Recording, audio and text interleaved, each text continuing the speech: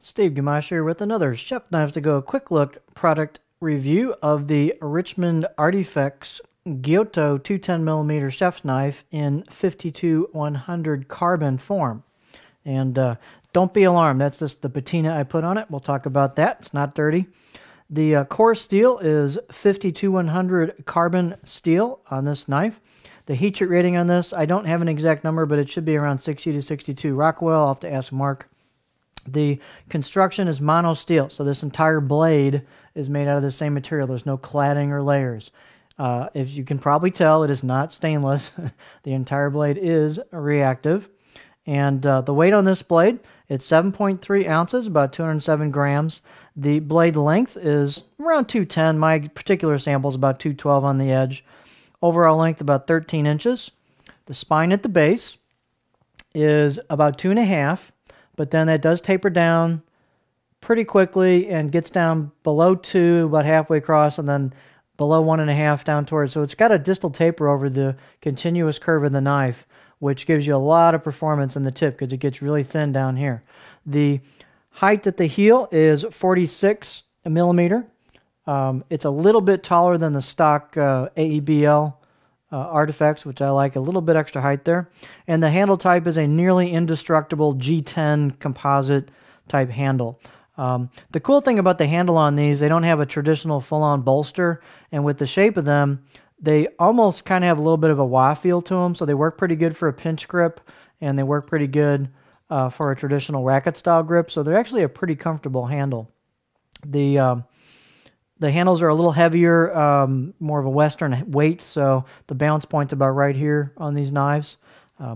This particular knife has a patina that I put on it with some mustard, dabbing it on and then waiting a while and washing it off. Plus, it's got some patina just from use as well.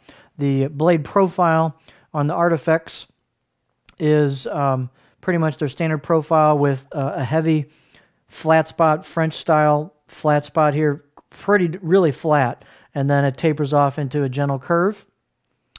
And the knife is pretty thin at the edge. I already showed you the balance point. These blades are nice and shiny out of the box, but if you wish, you can put a patina on them or let them patina naturally.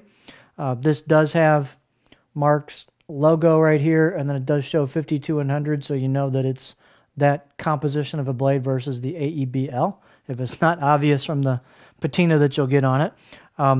These are generally known to be good performers out of the box, and they've got good out-of-the-box edges. Some people wish they had a little bit thinner grind towards the edge.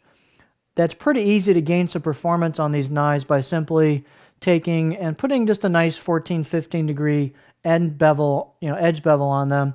But then what I did to avoid a full-on thinning is I just simply took in my case I use an Edge Pro, but you could do it by hand, but I took that shoulder of the bevel and just ground down on it a little bit to transition that abrupt edge into the knife. So in a traditional V bevel, you'll have the V, and then you get a pretty hard edge right into the knife.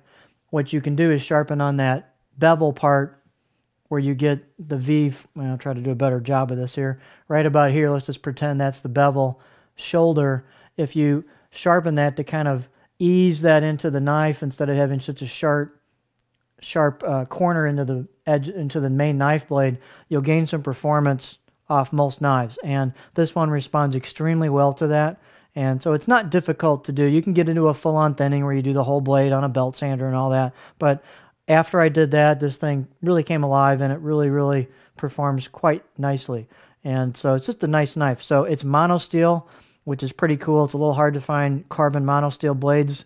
A lot of them are clad. It's got that mono steel ring to it.